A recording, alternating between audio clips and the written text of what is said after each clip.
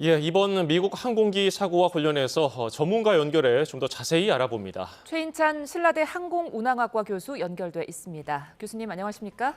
네, 안녕하십니까? 예, 지금까지 들어온 보도 내용을 보면은 아직 실종자는 정확하게 몇 명인지도 파악이 어려운 상황이고 사고 원인을 분석해 봤을 때 이번 사고 어떻게 보고 계십니까? 이번 사고는 사고 조사에서 명명백백하게 조사가 되겠지만은 제가 봤을 때 공중충돌 사고는 이제 시기비행 공중 경계의 미흡으로 인해서 발생된 사고가 아닌가 생각합니다. 예. 자, 민간 여객기와 군용 헬기가 충돌한 사고인데 어떤 네. 상황에서 이런 충돌이 일어날 수 있을까요? 일차적으로 민간항공기는 운영 규칙이 계기 비행 규칙에 의해서 비행하기 때문에 어떤 항로를 벗어날 수 없는 상황에서 비행을 합니다. 그런데 군용 항공기는 시기 비행 규칙에 의한 오로지 공중 경계에 의해서 비행을 하게끔 되어 있기 때문에 공중 충돌 회피 책임은 군용 항공기인 시기 비행 규칙에 있는 항공기가 책임을 져야 되겠죠. 그래서 접근 중에 있는 항공기에 대해서 아마도 추론이지만은 민간항공사 동체 후방 밑에서 접근해서 공중 충돌이 발생되지 않았나라고 추론할 뿐입니다. 예, 후방 충돌의 네, 가능성을 언급해 주셨는데 네. 구체적으로 이게 서로 항공기가 가까이 있을 때 서로 피해갈 수 있는 그런 장치나 국제적인 규칙이 있습니까? 당연히 있습니다. 그래서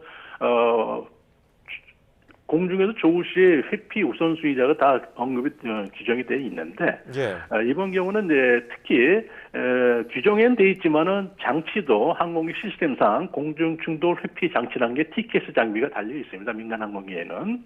근데 군용기에는 그게 달려있는지 현재 H-60 미 군용 항공 헬기인데 헬기 장비 사양이 TKS가 있는지 없는지는 확인이 안 됩니다.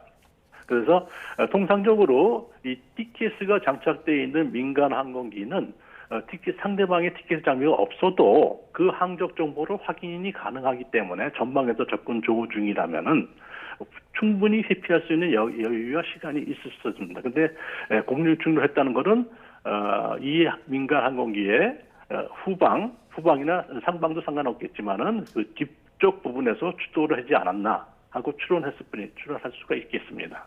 예. 자, 아직 사고 초기 단계라 정확히 알긴 어렵지만 네. 군 헬기가 후방에서 충돌을 한 거면은 그쪽에 어떤 착오라든지 잘못이 좀 더 있다고 볼 수도 있는 겁니까?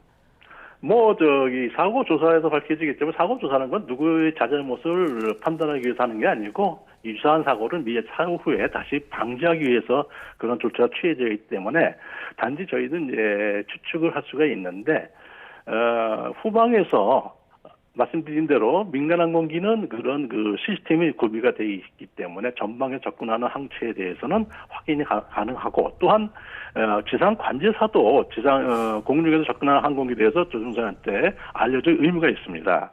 근데 그게 안 됐다는 거는 아마 저고도에서 레이더에 잡히지 않는 항체가 동체 후방에서 추돌 및 충돌을 하지 않았나 하고 추론할 뿐이죠. 예. 그래서 네 말씀하십시오.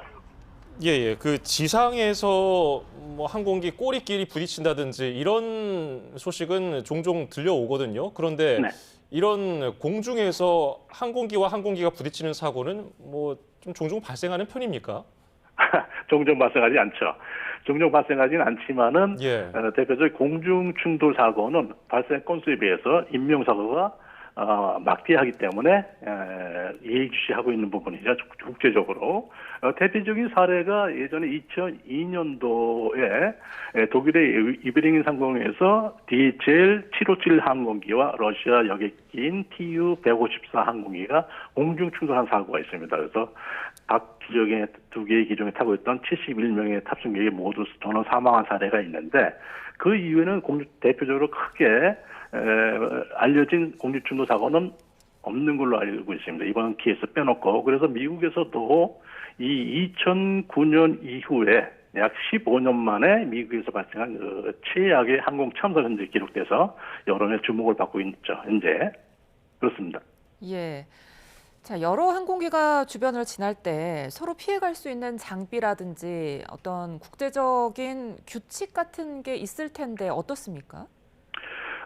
국제 규칙에 당연히 모두 말씀드렸지만 있습니다.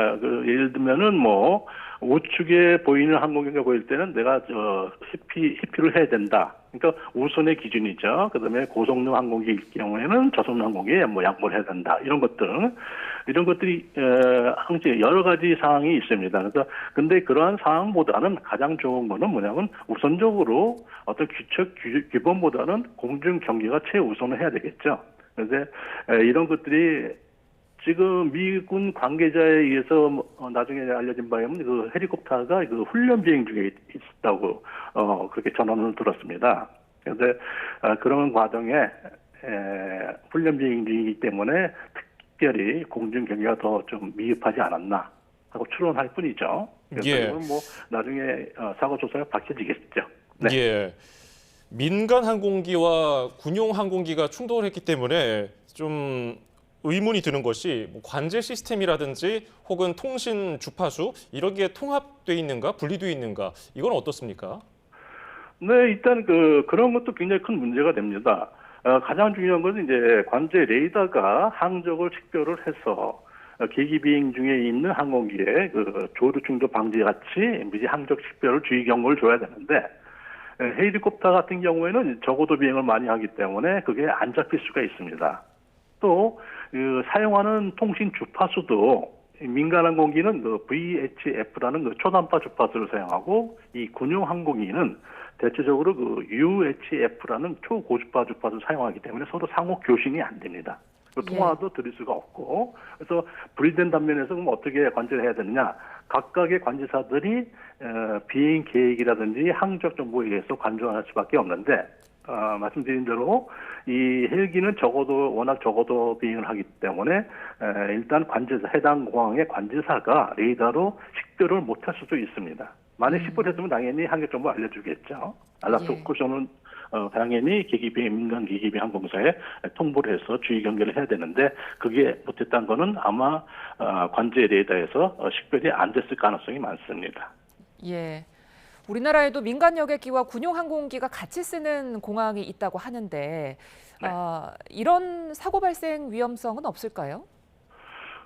사고 발생에도 항시 상존 가능성이 있죠. 대표적으로 우리나라에서도 민간과 군이 같이 사용하는 공항이 많이 있습니다. 가장 대표적인 게 김해공항이 있겠고요. 그다음에 대구, 청주, 광주, 사천, 포항공 등이 있습니다. 이런 민간 항공기와 군용기 간의 공중 충돌 가능성에 대비해서 우리 관계 당국하고 항공사들은 각각 여러 가지 절차를 만들어 시행하고 있는데 예를 들면 각 공항 관제소에서는 민간 비행기 및 군용 항공기 간의 비행 경로를 서로 조정하고 공중 충돌을 방지를 위한 철저한 통제를 하고 있습니다. 또한 이 비행기들은 비행 전에 반드시 비행 계획서라는 것을 제출을 해서 이를 바탕으로 안전한 비행 경로, 이 회랑을 설정을 합니다.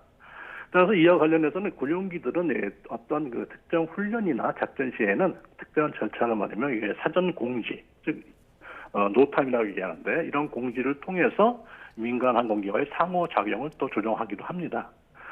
그럼에도 불구하고 이 공중 충돌이라는 것은 항시 일어날 가능성이 있기 때문에 항시 사용자의 지휘와 공중교육이 가장 중요하죠. 그리고 안전을 또 최우선적으로 고려를 해야 합니다. 예.